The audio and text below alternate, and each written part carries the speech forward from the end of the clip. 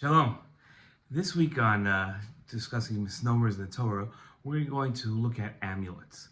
Amulets are actually, they're like little scrolls that are rolled up and put into like a little container that you can wear on your neck. And they're actually mentioned in the Mishnah. It sounds like classic superstition, which we've discussed in the past, is actually idolatrous and usually forbidden.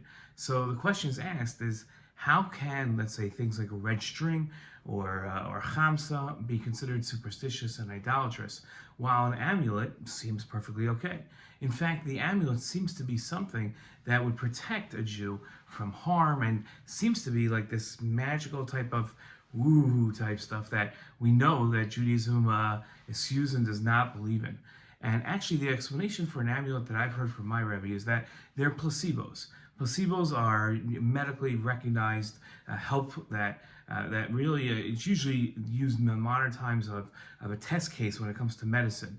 When they're testing out a pill, so they give some of the test subjects the medicine, and some of them they give what looks like the medicine, but is actually a harmless pill that does absolutely nothing, and it's called the placebo.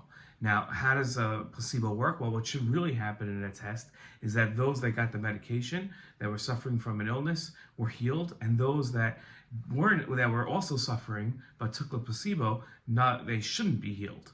But sometimes a placebo works, and it works because there's a connection between our mental health, our emotional state, and our physical health.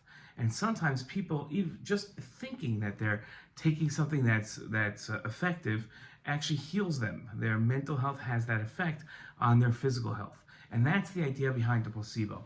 A rabbi or a sofer, a scribe, writes something on a scroll, rolls it up, gives it to you to wear, and it's not having any effect because medicinally it doesn't work, and there's no such thing as these mystical helps. That would be idolatrous and superstitious, but rather, since the person thinks that they're going to be helped, it actually helps them. And that's the idea behind an amulet. Hope that explains it. Shalom.